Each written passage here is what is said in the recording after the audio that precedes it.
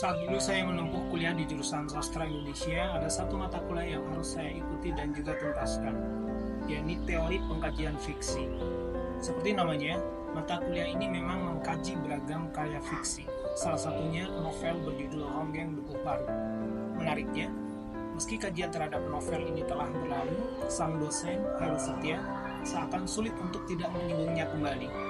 Dalam beberapa kesempatan, novel karya Ahmad Tohari ini sering dijadikan rujukan, atau malah dijadikan bab kitab suci mata kuliah teori pengkajian fiksi.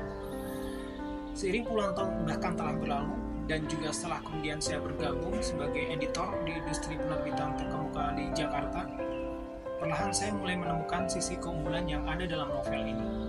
Keunggulan itu terletak pada judul novelnya itu sendiri, Ronggeng. Nah, andaikan sekarang kita akan menjelajahi deretan judul novel yang ada di toko buku. Ada puluhan, ada ratusan judul novel yang ada, bukan? Namun jika kemudian kita fokuskan pada topik Ronggeng, sejauh ini yang saya tahu, ya hanya novelnya Ahmad Tohari. Ronggeng itu ya Ahmad Tohari, dan Ahmad Tohari itu ya Ronggeng. Sampai di sini semoga teman-teman paham bahwa yang membuat novel Ronggeng Dukuh Parut ini memiliki kekuatan terletak pada keunikan atau kekhasan nilai, budaya, jalan cerita pun konflik yang berakar pada budaya Jawa. Kekhasan ini kemudian oleh sang penulis munculkan melalui istilah-istilah yang semedan makna dengan istilah Ronggeng itu sendiri. Pertama, kata Ronggeng. Di dalam Kamus Besar Bahasa Indonesia edisi keempat yang diterbitkan oleh Gramedia Pustaka Utama, halaman 1182, Ronggeng memiliki dua arti, yakni pertama berarti tari tradisional dengan penari utama wanita dilengkapi dengan selendang yang dikalungkan di leher sebagai kelengkapan menari, dan kedua berarti penari ronggeng atau tanda.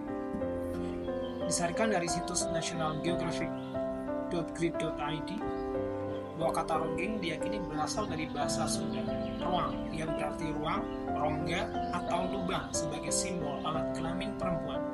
Ada pula yang mengaitkan kata ronggeng ini berasal dari bahasa Sanskerta, renggana, yang berarti perempuan pujaan. Pada zaman Belanda, pertunjukan ronggeng ini dihadirkan untuk menghibur tukang kebun dan tentara. Di masa itu, mereka menjadi primadona dan pelipur lara yang digandrungi. Tidak heran mengapa ronggeng akhirnya menyebar ke seluruh wilayah Nusantara. Kemudian yang kedua, selain kata ronggeng ada kata serintil. Secara mendalam, dalam sebuah artikel berjudul Tubuh yang Menari yang dimuat di kanal kompas.com, ex-pemimpin redaksi harian Kompas, Ninuk Mardiana Pamudi, yang juga putri Menteri Sekretaris Negara Indonesia Budiono, pernah mengulas makna serintil ini.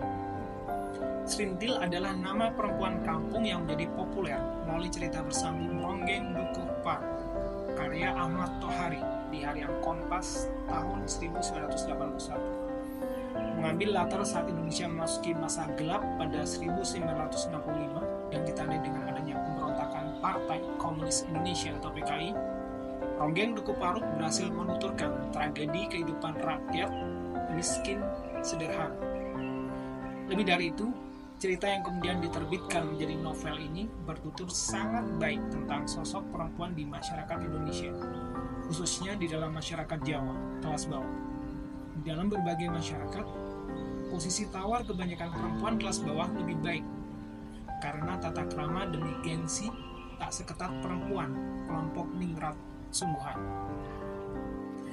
Teman-teman, hebatnya seorang Ahmad Tohari ini adalah ia tidak sekedar menghadirkan tokoh ronggeng itu sendiri, namun kemudian lebih jauh, seorang Ahmad Tohari mau tidak mau atau suka tidak suka, pada akhirnya kemudian berkisah tentang lingkung kehidupan dari tokoh ronggeng. Ahmad Tohari kemudian tidak hanya menulis tentang lukisan fisik ataupun mental tokoh ronggeng yang bernama serintil, tetapi Ahmad Tohari kemudian juga bercerita tentang ekosistem dari diri sang tokoh serintil, mulai dari kepercayaan, keluarga, bentang alam, nilai, bahasa, sastra gitu, juga peranata sosial masyarakat Jawa, khususnya di kota kecil Banyumas, Jawa Tengah. Membicarakan novel Ronggeng Dukuh Parut ini, saya kemudian menjadi teringat pada momen ketika pada 10 November 2010 silam, Presiden ke-44 Amerika Serikat Barack Obama berpidato di Balai Rum Kampus Universitas Indonesia Depok.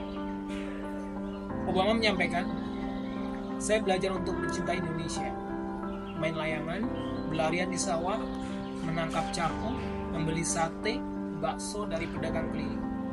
Saya masih ingat teriakan mereka, "Sate, bakso, enak ya." Begitu berkesannya Indonesia bagi orang nomor satu se-Amerika ini, sehingga ketika bicara Indonesia, maka salah satu yang teringat adalah sate dan bakso. Ini artinya, andaikan selama Obama menjadi presiden telah melindungi puluhan negara yang ada di dunia, maka ketika ia bicara tentang sate atau bakso, maka seakan keduanya hanya milik atau hanya identik dengan Indonesia. Pun demikian halnya andaikan ada ratusan atau bahkan ribuan novel yang pernah ada dan diterbitkan, ketika bicara tentang tema ronggeng, maka tema ini dapat dikatakan sangat khas atau hanya ada dalam karya sastra Ahmad Tohari. Sekarang saya baru paham mengapa dosen saya saat itu, Heru Setia, tidak henti-hentinya melafalkan judul novel ini hampir di setiap sesi perkuliahan. Oh iya, saya setidaknya kuliah selama 3 tahun, dan ada kakak tingkat yang juga pernah mengikuti kuliah beliau. Dan satu lagi, setelah saya lulus, masih terus ada adik-adik tingkat saya yang juga mengikuti perkuliahan beliau. Itu artinya novel ini telah digaungkan bertahun-tahun di mata kuliah teori pengkajian fiksi. Sebagai penutup bahasan kali ini, mari kita akhiri dengan sebuah pelajaran berharga yang kita peroleh dari seorang Ahmad Tohari, yaitu pentingnya perhatian pada detail atas objek yang kita tuliskan.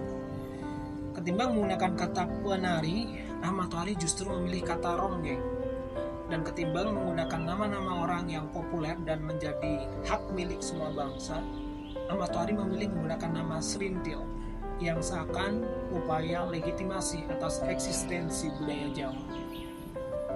Maka, untuk menghasilkan sebuah tulisan yang hebat, persis seperti yang oleh Ahmad Tohari lakukan adalah dengan memperhatikan sisi-sisi setiap detail subjek ataupun objek yang sedang kita tuliskan. Ada 2 hal yang bisa kita lakukan untuk memahami setiap sisi detail ini. Pertama, yaitu dengan membaca, a part of reading. Katakanlah Anda hendak menulis tentang psikoanalisis, maka yang perlu Anda lakukan salah satunya adalah dengan membaca buku berjudul Dream Psychology, Psychoanalysis for Beginners, yang ditulis oleh Sigmund Freud. Setelah hal ini kita lakukan, baik Anda sekadar membacanya, atau mungkin Anda juga malah membuat ringkasannya dari isi bukunya, maka hal kedua yang bisa kita lakukan adalah dengan mengalami, a part of being. Jika di bagian yang pertama kita memosisikan diri sebagai objek di luar yang kita tuliskan, atau katakanlah sebagai pengamat, maka di tahap kedua ini kita memosisikan diri seolah adalah subjek atau objek itu sendiri. Kita tidak sekadar mengamati, tetapi juga mengalami tentang hal-hal yang kita tuliskan. Lebih mudahnya seperti ini. Ketika Anda mengetahui resep cara memasak nasi goreng, entah Anda mengetahui resepnya dari buku kumpulan resep, atau mengetahui dari cerita orang lain, atau mengetahui dari internet sekalipun, maka Anda berada pada bagian yang pertama, yakni sebagai pengamat, sebagai pembaca, sebagai pendengar. Namun, ketika Anda kemudian melanjutkannya dengan pergi ke dapur, menyiapkan bumbu-bumbunya, memasak nasi gorengnya, maka Anda kini juga berada di bagian yang kedua, yakni sebagai pelaku yang memasak nasi goreng. Kembali ke topik psikoanalisis di pembahasan sebelumnya, untuk masuk ke dalam bagian mengalami atau part of being ini, maka bisa jadi ketika suatu saat Anda berlibur ke Jepang misalnya, Anda perlu mengunjungi hutan Aokigahara. Hanya 2 jam perjalanan dari Tokyo, hutan ini banyak dikenal sebagai lokasi bunuh diri para warga Jepang. Di dalam hutan yang sering disebut sebagai tempat sempurna untuk mati ini, banyak ditemukan mayat tergantung atau overdosis bersama dengan barang kenangan mereka. Semoga bermanfaat. See you next.